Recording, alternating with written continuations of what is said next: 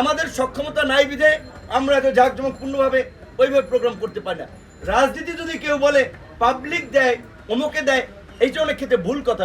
যদি নিজের দলীয় নেতাকর্মীরা সাপোর্ট না করে, পাবলিক খুব বেশি সহযোগিতা করে, একটা মোমেন্টামে করে, তবে নতুন রাজনৈতিক দল সরকারের সহযোগিতা পাচ্ছে, তাদের জন্য এরকম প্রোগ্রাম করা কোনো বিষয় না, তাদের অর্থ সংস্থানও কোনো সংকট না।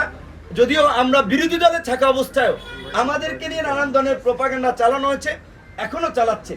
আমরা সুনির্দিষ্টভাবে বলি, গোয়েন্দা সংস্থাকে চ্যালেঞ্জ করে বললাম, আপনারা গোয়েন্দা সংস্থাগুলোর কাছ থেকে প্রতিবেদন নেন, আমাদের কারো বিরুদ্ধে কয় টাকার কি অভিযোগ ছিল। আওয়ামী লীগের প্রোপাগান্ডা আমাদের চরিত্র উন্নয়নের চেষ্টা করা হয়েছে, আর এখনকার যারা পরিচিত নেতৃবৃন্দ ছিল তাদের কোথায় কি আপনারা খোঁজ নেন।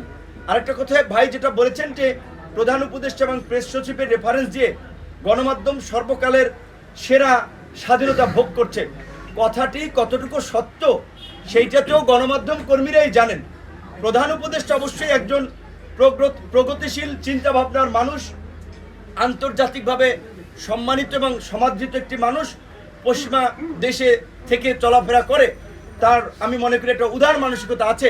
এখন তিনি হয়তো ভাবছেন তার মতো সবাই উদার, কিন্তু তার আশপাশে যারা আছে সরকারে তারা কতটুকু উদার, কতটুকু প্রগতিশীল, কতটুকু তার মতো চিন্তা করছে, সেটি তো তার গত 6 মাসে বোঝা উচিত। তার সরকারের প্রতি যেভাবে দলমত নির্বিশেষে 6 মাস আগে সমর্থন ছিল একচেটিয়া, সেই সমর্থন আজকে কেন রাজনৈতিক দলগুলো সন্দেহ সংশয়ের চোখে দেখছে? কেন তারা যেভাবে শুরুতে রাষ্ট্র সংস্কারের জন্য ব্ল্যাঙ্ক চেক দিয়েও এখন দ্রুত সময়ের মধ্যে নির্বাচন চাচ্ছে? কেন সরকারের নিরপেক্ষতা নিয়ে প্রশ্ন তুলছে? আমি প্রধান উপদেষ্টার কাছে এটা বলবো, মাননীয় প্রধান উপদেষ্টা, আপনি অত্যন্ত একজন সম্মানিত বিজ্ঞ ব্যক্তি। আপনার দুর্দিনে এই ছাত্র নেতৃবৃন্দ অনেকে যখন আপনার দ্বারে কাছেও ছিলেন, আপনি যখন ছিলেন না, তখন এই গণ অধিকার পরিষদের এই ছেলেরা, এই মেয়েরা মশাল মিছিল করেছে ডক্টর ইউনূসকে হয়রানির প্রতিবাদে, সেমিনার করেছে এই judicial harassment on doctor Yunus, তার পাশে ছিল। কোনো আমরা উচ্চাকাঙ্ক্ষা সুবিধা লাভের জন্য না, দেশ এবং জাতির প্রয়োজনে। তার প্রতি আমাদের অনুরোধ থাকবে, আজকের এই সংবাদ সম্মেলনকে আমলে নিয়ে এই আদামরা উপদেষ্টা পরিষদ, এই দুর্বল উপদেষ্টা পরিষদ পুনর্গঠন করে আপনি একটি অবাধ, সুষ্ঠু, নিরপেক্ষ নির্বাচনের মধ্যে দিয়ে রাষ্ট্র সংস্কার করে জাতিকে একটি নতুন দিশার সন্ধান দিন।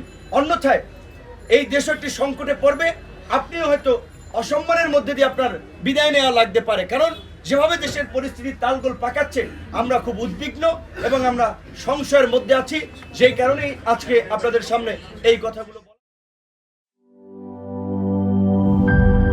টাইলক্স, যার অ্যান্টিব্যাকটেরিয়াল এজেন্ট টয়লেটের কোনায় কোনায় পৌঁছে 99% জীবাণু ধ্বংস করে। টাইলক্স টয়লেট ক্লিনার, ক্লিন মানে টাইলক্স।